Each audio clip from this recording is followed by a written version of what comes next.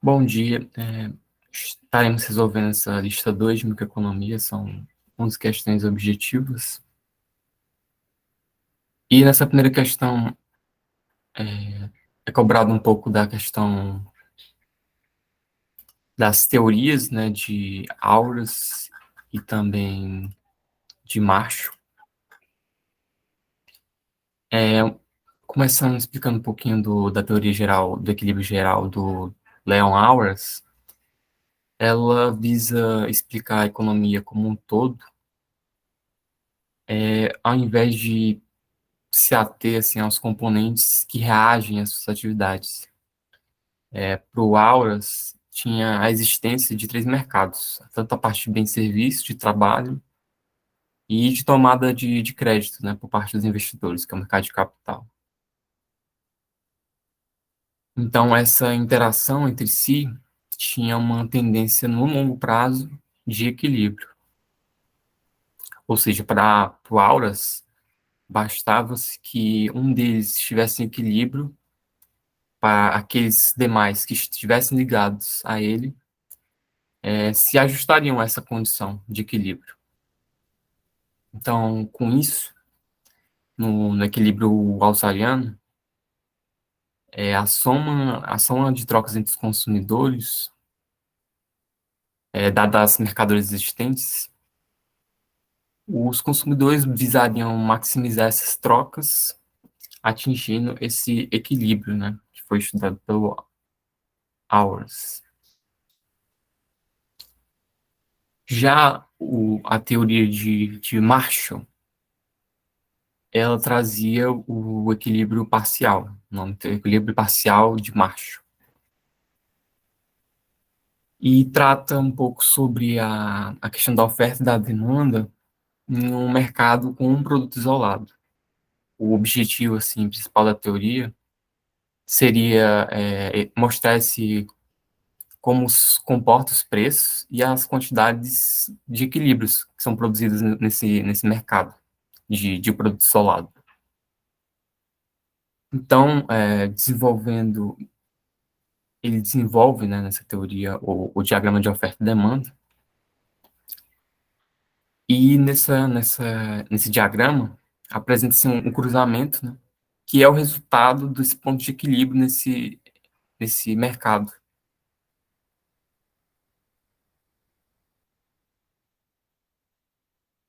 E esse método, ele consistia em isolar algumas variáveis dessa análise, e o resto dos fatores eram focados constantes, né, pela condição de cetéris paribus. Então, para equilíbrio parcial de Marshall, a renda a predileção dos consumidores, assim como o poder de compra, ele ficava inalterado durante a análise. Levava mais em conta essa questão do comportamento do preço e da quantidade. Que eu vou ler a questão, né? As obras de Marshall e de Auras deram origem a duas vertentes da microeconomia no século XX. As análises de equilíbrio parcial e de equilíbrio geral, respectivamente. A esse respeito, considere as afirmativas abaixo. Auras investigou um problema de teoria pura, determinação simultânea de um conjunto de preços de equilíbrios, levando em conta as interdependências em todo o sistema econômico. Aqui, realmente trata essa questão, a teoria era realmente uma teoria pura, e essa parte que ele fala das interdependências do sistema econômico seria a conexão entre esses mercados que para o Auras existia, né, que é o mercado de bens e serviços, o mercado de trabalho e o mercado de capital. Ou seja, a alternativa correta. No item 2, Marshall desenvolveu simplificações capazes de resolver a determinação de preços de um mercado isolado, como a noção de preços normais em oposição a preços de mercados e a cláusula ceteris paribus. Como foi explicado nessa questão,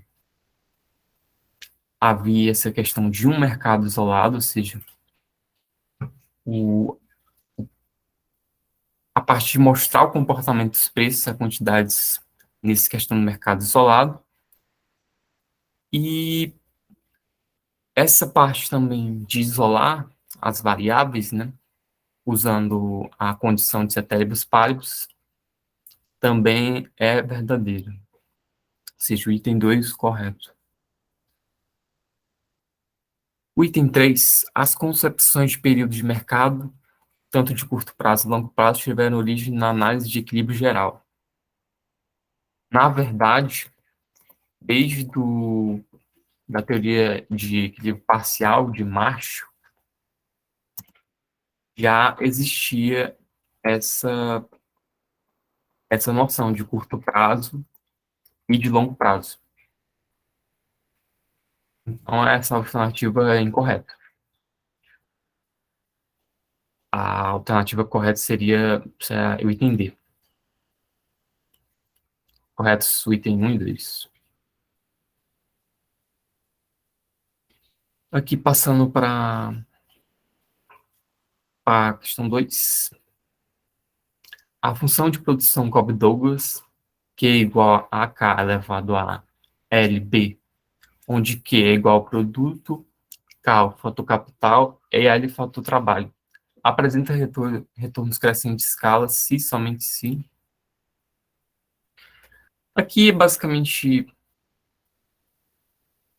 a questão ela vai trazer aquele retorno, a questão de retorno de escala crescente, retorno de escala decrescente, nível de escala crescente.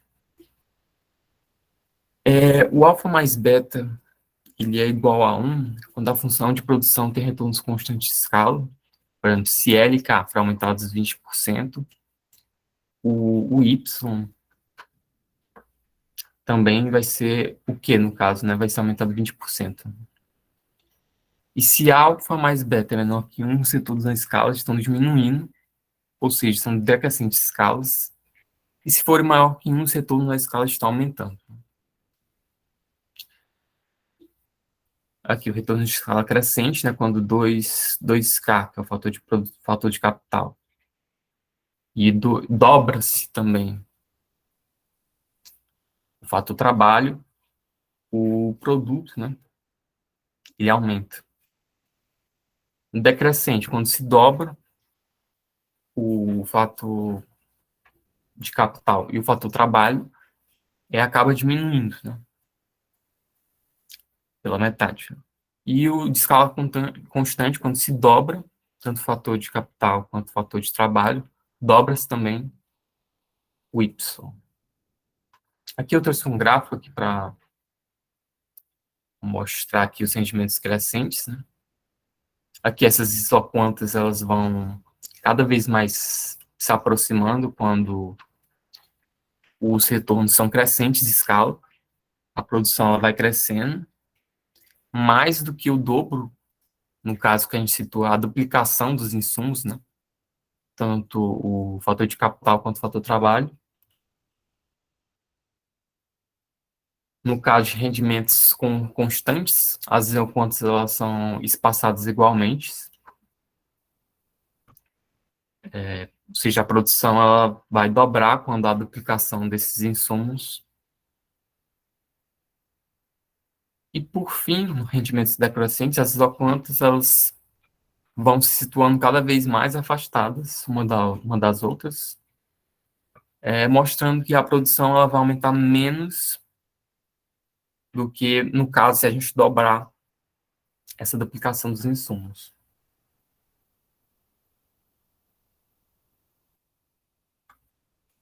Então, aqui, voltando aqui para os itens, quando o alfa mais beta dessa função Cobb-Douglas for maior que 1, os retornos eles vão estar aumentando, né, mais do que o aumento que houve nos insumos, né, ou seja, indicativo de retornos crescentes de escala. Portanto, o item correto é o item B.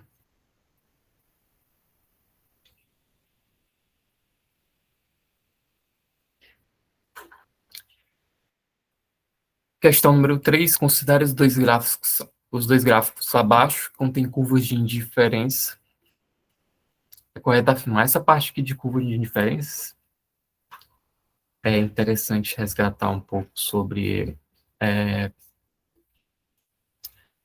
as regras, né, os pontos que são detalhes importantes, né? Normalmente as curvas, quanto mais elevadas forem, e mais distantes da origem, elas mostram que para os consumidores, né, a informação sobre o consumidor, que ele prefere mais bens a menos bens, ou seja, curvas de diferenças mais elevadas são preferidas. Por quê? Porque ela oferece uma maior quantidade de bens. E outra regra, né, é quando as curvas de indiferença elas se inclinarem para baixo, essa inclinação ela vai refletir uma taxa pela qual esse consumidor está disposto a substituir um bem por outro. E como assim os consumidores eles têm uma tendência a gostar de mais bens, né, ele vai reduzir a quantidade consumida de um bem, mas, portanto, ele vai ter que receber mais de outro bem. E o terceiro ponto é que as curvas de indiferença elas não se cruzam em momento algum. Por exemplo, o indivíduo ele pode ser indiferente entre os pontos A e B, né, de determinados produtos, determinados bens. E como esse indivíduo ele pode preferir um bem A menos do que esse bem, mesmo que esse bem, né? O ponto A ele pode oferecer a mesma quantidade do bem A e uma maior quantidade do bem B. Aí o agente ele vai preferir o ponto A ao B. Ou seja, de nenhuma forma essas curvas de indiferença elas podem se tocar.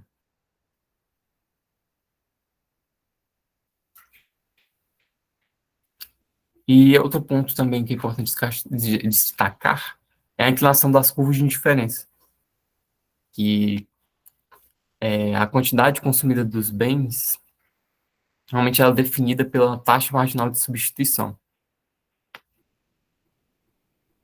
Indo aqui para o gráfico da questão, né? Esse primeiro gráfico aqui mostra-se bens substituto perfeito, ou seja, dois bens cujas curvas de indiferença são retas, porque a taxa de substituição entre elas é fixa. E nesse segundo gráfico, x4, x3, o aumento do consumo de um bem sozinho, ele não é suficiente para levar esse benefício para o indivíduo. E a característica desses bens complementares perfeitos é as curvas de diferença terem ângulos retos, ângulos que fazem 90 graus. Analisando aqui as alternativas, né, a única que poderia ser correta seria o item E, né, que é os bens x3, x4, apresentar as características de complementares perfeitos, que é o aumento do consumo de um bem, ele não é o suficiente para elevar o benefício do indivíduo. Passando aqui para a questão número 4.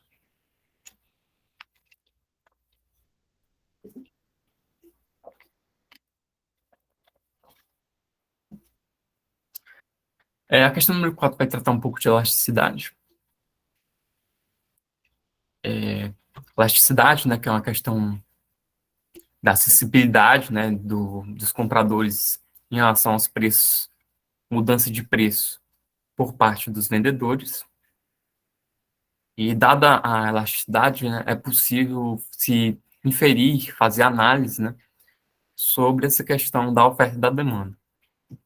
A elasticidade de preço da demanda, que ele cita nessa questão, é mais a questão da variação percentual na quantidade demandada de um bem ou serviço, dividido pela variação percentual no preço, ou seja, a variação na quantidade pela variação no preço. Aqui ele fala, a elasticidade de preço da demanda captura a resposta da demanda de um determinado bem ou serviço às variações de seu preço. E ele pede que marque, né, o item que a elasticidade tende a ser maior para carnes em geral do que para carnes de frango. No item A temos um produto substituto, então, no caso de uma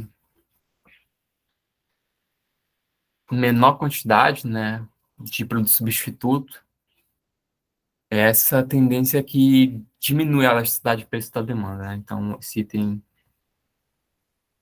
não é correto. No item B, a parte de colégios privados do ensino médio e para escolas privadas de língua estrangeira são complementares. Aqui também não vai ter essa tendência de ser maior a elasticidade, preço da demanda.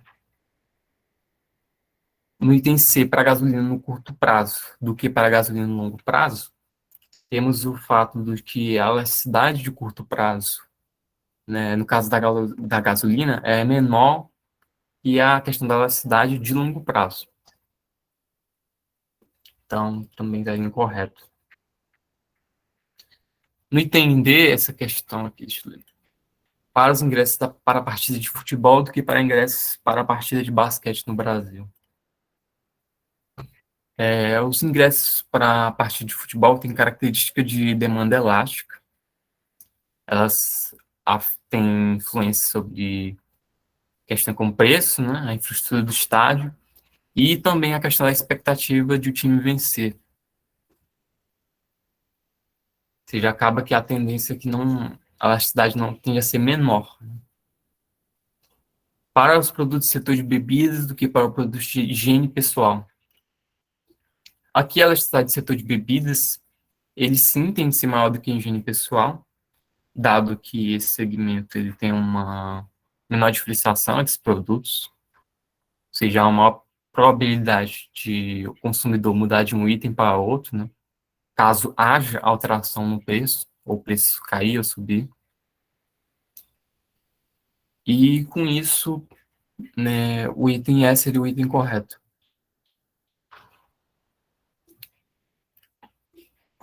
Vou passar aqui o formulário, tá bom?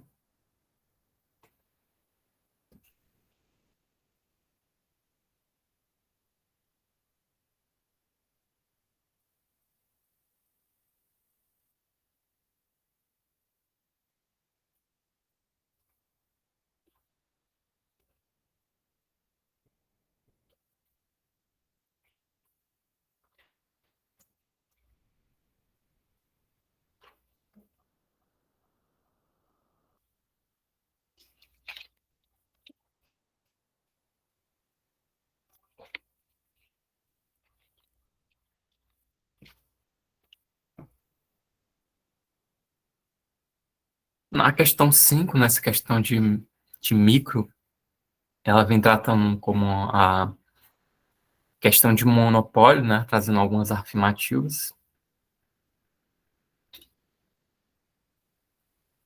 Aqui na primeira, no item 1, existe um incentivo para o monopolista realizar discriminação de preços. Aqui,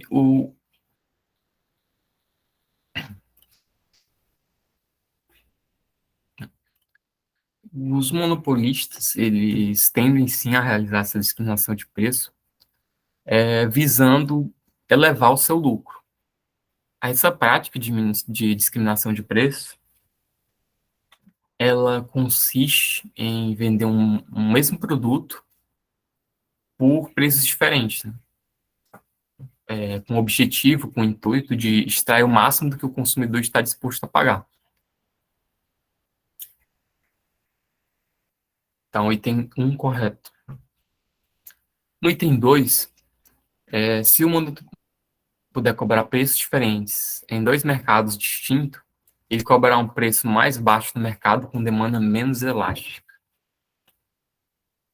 No item 2 significa que em equilíbrio, em condição de equilíbrio, o monopolista ele cobra um preço mais elevado no mercado em que a elasticidade é mais baixa.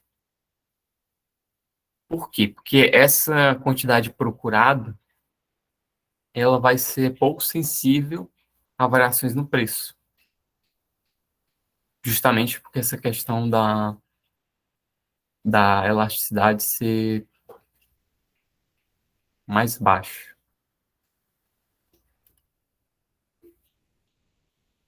Ou seja, o item é um item correto, né? Incorreto. Porque aqui ele fala que cobrar um preço mais baixo, quando na verdade é um preço maior, porque como a acessibilidade, né, a preço é menor do consumidor, então ele pode fazer esse elevação no preço com mais tranquilidade. O item 3, o nível de produção que maximiza o lucro de um monopólio é inferior ao nível de produção que maximiza a soma dos excedentes do consumidor e do produtor. No item 3, o nível de produção que visa maximizar o lucro do monopólio, ele sempre, não, ele sempre não, ele está abaixo do nível que maximiza o excedente total, que é a soma dos excedentes tanto do consumidor quanto do excedente do produtor. Ou seja, quando um monopólio ele vem cobrando um preço acima do custo marginal, potencialmente, alguns consumidores eles não vão comprar o produto, ou seja, o preço acima do custo marginal, ele acaba retirando potenciais consumidores, porque o preço se encontra fora dessa questão orçamentária, né, do consumidor. Então, o monopólio ele acaba causando um peso morto, né, que é simular aquele que se calcula em impostos. Ou seja, o item 3 está correto. O item 4. No caso extremo de discriminação de preços, as perdas decorrentes do peso morto do monopólio seriam eliminadas? Geralmente, o monopólio pode aumentar o lucro, né, cobrando preços diferentes, fazendo essa discriminação de preços baseados na disposição, né, que determinado mercado consumidor tem para pagar. E essa prática de discriminação de preço talvez, né, possa até aumentar o bem-estar econômico, dado que a consumidores pode chegar o produto a consumidores que, de certa forma, não comprariam o produto. Porém, num caso extremo, né, uma discriminação de preço perfeita, esse peso morto do monopólio ele seria completamente eliminado e esse excedente gerado no mercado ele seria destinado para o produtor monopolista. É importante ressaltar que quando a discriminação de preço ela é imperfeita, pode ocorrer que pode tanto aumentar quanto diminuir o bem-estar, sim, em comparação ao preço único de monopólio. Ou seja, o item 4 ele está correto, né? Porque em casos extremos de discriminação de preço, as perdas do peso morto eles seriam completamente eliminados. Então, o item 2 incorreto, 1, 3, 4 corretos.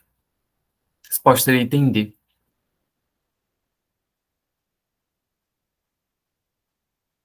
Sexta questão, ela traz um pouco sobre a parte de micro 1, né, a equação de Slutsky, e um pouco sobre o efeito renda, efeito substituição, comparativamente com os bens, né? E aí ele fala, após analisar o mercado, o empresário deseja contratar uma consultoria para entender o comportamento da demanda para o seu produto. O consultor contratado responde que uma variação no preço produz dois efeitos, efeito substituição e efeito renda. O efeito resultante depende do tipo do bem e pode ser descrito pela equação de Slutsky. O lado esquerdo da igualdade representa o efeito total da variação dos preços, que é esse derivada de x elevado a t sobre derivada do preço. Esse primeiro termo depois da igualdade é o efeito substituição, e o segundo termo incluindo esse sinal negativo, é o efeito renda. X seria a quantidade do bem, P o preço, e M é a renda.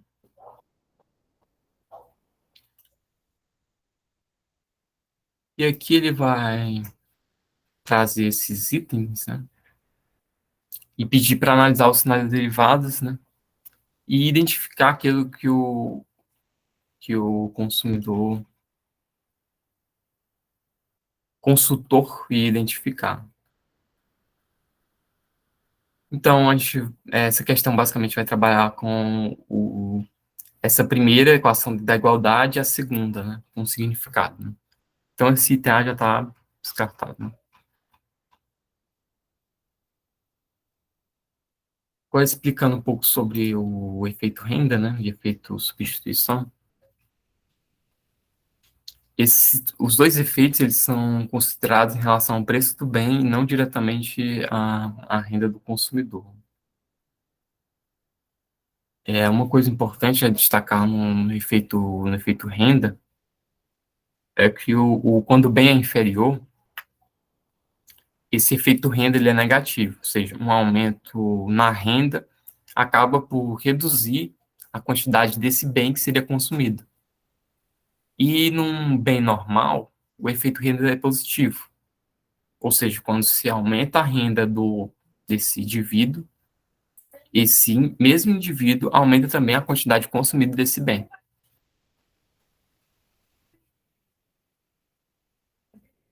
Ou seja, se, por exemplo, um caso que a renda baixar, necessariamente a quantidade consumida do bem inferior, ela vai aumentar. E essa demanda, né, pelo bem inferior pode provocar um aumento do preço desse bem. Importante que para eliminar esse item C ou esse item B, né, essa questão do bem de Giffen. Né? No caso do bem de Giffen, o efeito renda ele vai ser maior do que o de substituição. Ou seja, é justamente o que tem aqui o contrário. Né? Então, esses itens estariam corretos. O item E, ele trata aqui o efeito renda positivo, maior que zero.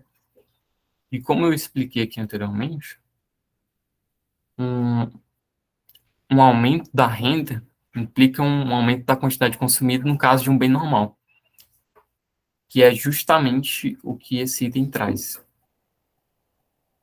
Então, o item E é o correto.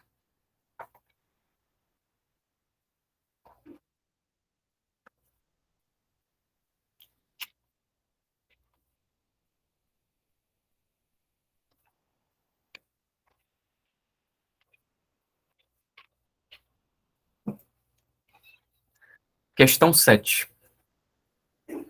E traz aqui um texto do Bresser Pereira, de 2012, produzido pela Folha de São Paulo.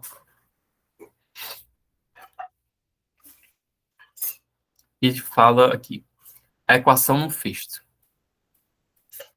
Aposta-se atualmente que o mercado interno salvará a economia brasileira. Que o aumento dos salários acima da produtividade, além de reduzir a desigualdade, criará demanda para a indústria e compensará a taxa de câmbio sobreapreciada. Em outras palavras, a mesma receita que deu bons resultados no passado poderia ser repetida agora, mas desta vez temo que a equação não feche. Ainda será possível elevar salários reais sem a alta da inflação, porque o preço global das commodities tende a baixar, mas é exatamente isso que tira espaço à política econômica do governo. Durante o governo anterior, a taxa de crescimento do PIB dobrou, enquanto a diminuição da desigualdade econômica, que já vinha ocorrendo, se acelerou, mas isso foi alcançado sem que se enfrentasse o problema fundamental, que é a taxa de câmbio sobreapreciada. Em vez disso, aproveitou-se a contínua apreciação do real para manter a inflação baixa, ao mesmo tempo que os salários aumentavam. Nesse quadro, a desindustrialização iniciada em 1990 prosseguiu, mas o setor sobreviveu porque contou com o mercado interno duplamente aquecido pelo aumento do mínimo e pelo aumento dos salários reais decorrentes da baixa do dólar. O país que deveria apresentar elevado superávit graças ao aumento do preço das commodities voltou ao déficit em conta corrente. A médio prazo, uma política de crescimento voltada para o mercado interno é tão viável quanto a alternativa de uma economia voltada para as exportações. Mercado interno e exportações precisam crescer concomitantemente. Aqui o texto do Bresser, no início ele fala do governo durante o período de 2002 a 2007, com o boom das commodities, e ele fala que houve apreciação dos salários, apreciação do câmbio, né? Os salários eles se tornaram bem maiores do que a elevação da inflação, e que isso não poderia ser repetido posteriormente, né, no governo de 2010 em diante, dado que não havia mais esse equilíbrio e que as contas, né, essa questão do déficit em conta corrente que ele traz, as contas poderiam prejudicar isso que foi feito no governo Lula de 2002 a 2006, que é aumentar os salários acima da produtividade e reduzir a desigualdade. Aqui, o título do texto acima, a equação não fecha, refere-se ao trade-off entre.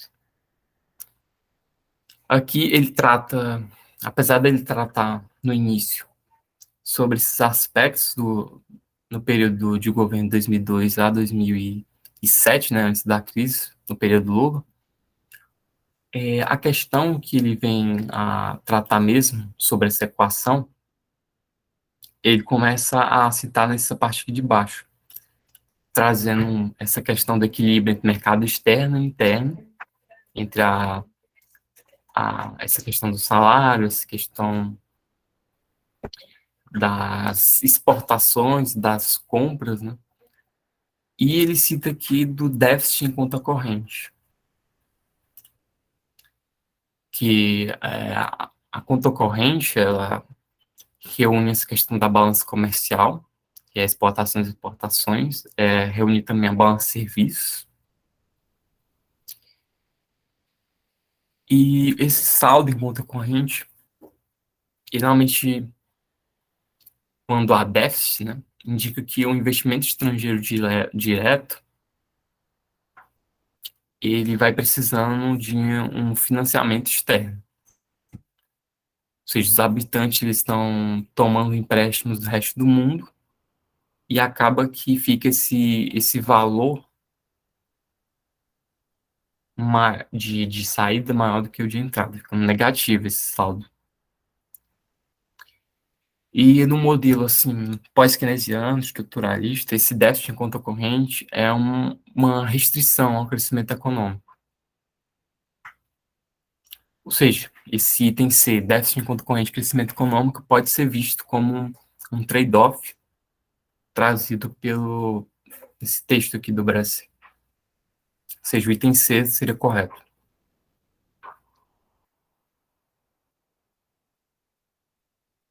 Questão 8 traz a fronteira de probabilidade de produção, vou ler aqui. Traz um texto sobre a queda da desigualdade da renda brasileira, já no ano de 2007. De 2001 a 2005, o grau de desigualdade da renda do Brasil declinou de forma acentuada e contínua, tendo atingido em 2005 o nível mais baixo dos últimos 30 anos. O coeficiente Gini declinou quase 5%, e em 20% declinou a razão entre a renda dos 20% mais ricos e dos 20% mais pobres. Essa redução na desigualdade contribuiu para a diminuição substancial da pobreza e para a melhoria das condições de vida da população mais pobre, mesmo em um período de relativa estagnação da renda per capita. Texto aqui do IPEA de 2007. Aí a questão continua, o fragmento de texto acima retrata uma alteração importante no cenário da economia brasileira na primeira metade da década de 20, Essa mudança pode ser representada por instrumentos que a economia do bem-estar nomeia de escolha social, obtida pela comparação entre a fronteira de possibilidade de produção de uma economia e sua curva de indiferença social, na qual a utilidade pode ser associada ao nível de renda dos indivíduos. Aqui ele pede, considere o exposto e assumindo que a redução na desigualdade de renda no Brasil ocorreu apesar de a capacidade de produção de bens e serviços no país ter se mantido constante no mesmo período. E dois, o país saiu de um ponto de equilíbrio em 2001, ponto de equilíbrio, né, para outro ponto de equilíbrio em 2005. Assinale a opção que o gráfico representa a passagem da economia brasileira de 2001, ponto A, para 2005, né, ponto B. A fronteira de probabilidade de produção, ela é um gráfico que mostra diferentes combinações de um produto de dois bens que pode ser produzido, né, a partir dos determinados recursos e da própria tecnologia disponível. Nessa questão, ele trata sobre a fronteira de possibilidade de produção, trazendo a utilidade dos indivíduos pobres e utilidade dos indivíduos ricos, né? E essa questão da diminuição da desigualdade nesse período de 2001 a 2005. Como ele aqui cita que no primeiro, que a capacidade de produção de bens e serviços do país mantido constante no mesmo período, e que saiu de um ponto de equilíbrio em 2001 para outro ponto de equilíbrio, o gráfico ele tem que traçar os dois pontos, A e B, na, na circunferência, nessa semicircunferência aqui. O E e o C retratam isso, né? Mas como ele fala que em 2001 o grau de desigualdade era maior e foi diminuindo até chegar num grau menor, ele fala que reduziu aqui em 20%, o item S seria o correto, há uma diminuição aqui, ó, se percebe do A para o B. E aqui é o já inverso. Seria, no caso, uma diminuição, só que de 2005 para 2001, então não faria muito sentido. Então, o item correto seria o item E, questão 8.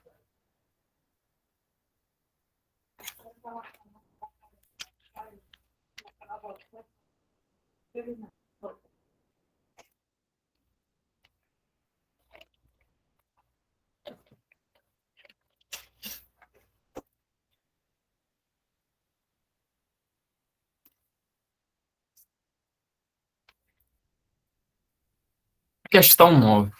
Um consumidor tem função de utilidade dada por xy, que é igual a x vezes y, onde x e y, respectivamente, as quantidades dos bens x e y.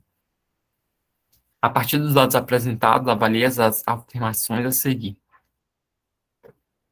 1. A taxa de marginal de substituição é dada por TMS igual a menos 2x sobre y. 2. Se a renda do consumidor é 100, ele irá gastar 50 no bem x e 50 no bem y. E 3. Se o preço do bem x é o dobro do preço do bem y, então, na escolha ótima do consumidor, o consumo do bem y é o dobro do bem x. Resolvendo aqui esse item 1, né?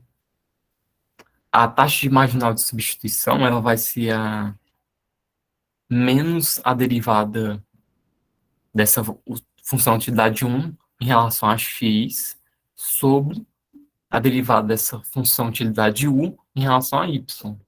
Aí, fazendo separadamente du sobre dx, você tem que du dx é y e a função utilidade em relação a y, derivando em relação aqui a y, peraí, gente. Derivada em relação a y ela é igual a x, ou seja, a taxa marginal de substituição é menos y sobre x. Ou seja, o item 1 já está incorreto. Que ele fala, se a renda do consumidor é 100, ele irá gastar 50 no bem x, 50 no bem y. Aqui é aquele velha conhecida, né, Lagrange, né? e derivar para encontrar as CPOs. Aqui você faz uma maximização de XY, sujeita a essa restrição aqui, xpx mais ypy, menor ou igual a renda, e você tem essa função lagrangiana, que é xy menos lambda, que multiplica xpx mais ypy, mais ypy, menos a renda. A CPO, você vai derivar essa função lagrangiana em relação a x, em relação a y, e em relação a lambda também. Derivando essa daqui em relação a x, você tem que y menos lambda px é igual a zero, e se derivando em relação a y, você tem que x menos lambda py é igual a zero. Aqui você vai igualando. Aí você obtém que o x ele vai ser igual a y, py, preço de y sobre o preço de x. Aí você vai substituir nessa equação aqui, ó. Essa da derivada parcial em relação a lambda. Aí substituindo, você encontra que essa função aqui, y, vai ser a renda sobre 2 dividido pelo preço de y. E substituindo nessa mesma equação aqui do lambda, da Lagrangiana em relação ao lambda, com o valor de x, se encontra que a metade da renda sobre o dobro do preço dividido pela renda, né? Como a questão aqui, ela fala que a renda do consumidor é 100, e ele já coloca, né, que vai gastar 50, então supõe-se, né, que o preço tanto desse bem X quanto do Y, ele vai ser igual a 1. Ou seja, substituindo aqui nessas duas equações, quando o preço for 1, quando o preço for 1 e a renda 100, você encontra que esse valor vai ser igual a 50, tanto de X quanto para o bem Y. Então, o item 2 está correto. Que o item 3, se o preço do bem X é o dobro do preço do bem Y, então na escolha ótima do consumidor, o consumo do bem Y é o dobro do bem X. Aqui, basicamente, Px é igual a 2Py, o Py é a metade de Px. Então, recalculando essa equação aqui que foi encontrada, e agora colocando numa condição em que o preço do bem X é o dobro do Y, você encontra aqui essas novas demandas, tanto para o bem X quanto para o bem Y. E você percebe que, dobrando, né, esse preço do bem X, a demanda pelo bem Y dobra, que é justamente o que o item 3 diz, ou seja, o item 2 e o item 3 correto e o item 1 incorreto. Isso aqui a resposta é a letra D.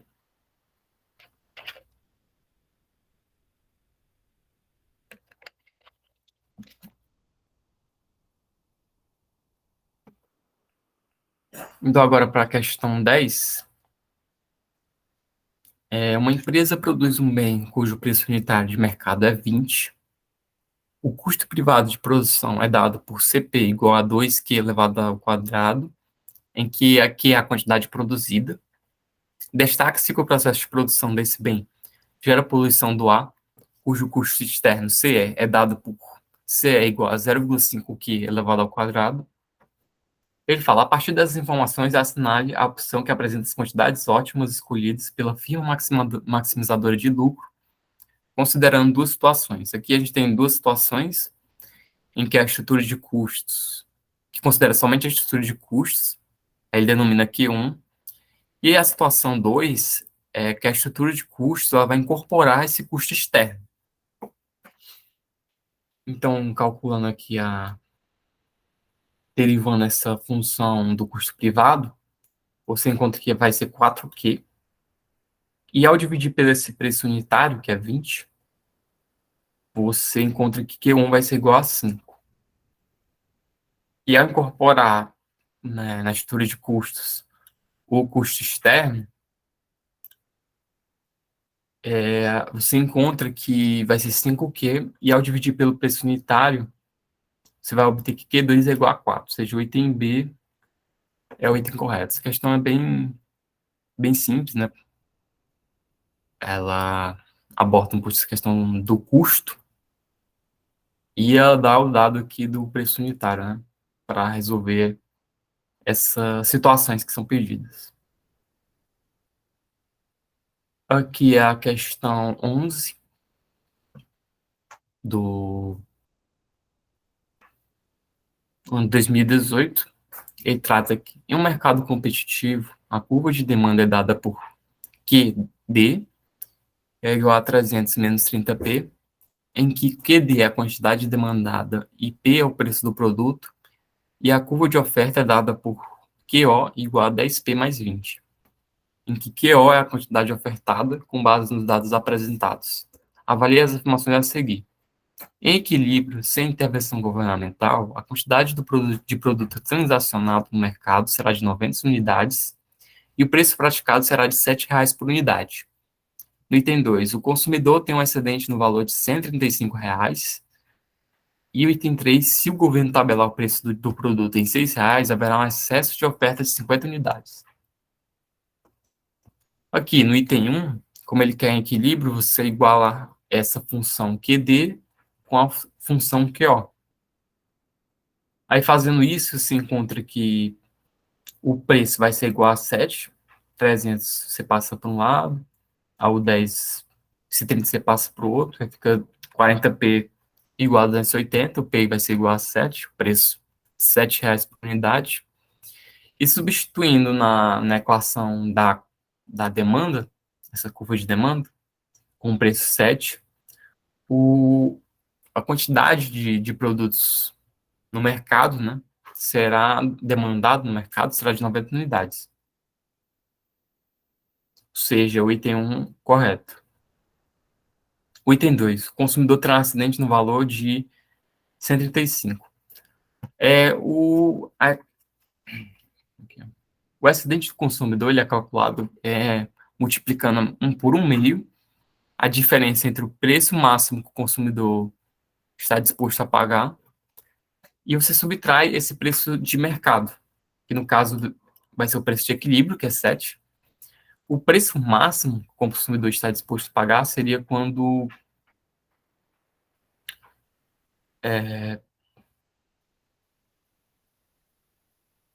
nessa equação aqui, ó, de demanda, o P seria igual a 10, né? Porque aí ficaria 300 menos 300, que zeraria essa equação. Ou seja, o preço máximo que o consumidor está disposto a pagar, ou seja, a demanda pelo produto, vai zerar quando o P for igual a 10. Ou seja, 10 menos 7 vai ser 3, e a quantidade, 90. Aqui é a multiplicação. Multiplicado pela quantidade. Aí vai ser 3 vezes 90 dividido por 2, que é 270 dividido por 2, que é R$ 135. Ou seja, o item 2 está correto.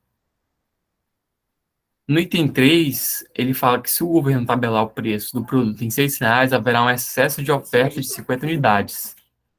Com P igual a 6, você substituindo tanto na equação da curva de demanda quanto na curva de oferta, você tem que a quantidade demandada vai ser igual a 120 e a quantidade ofertada vai ser 80.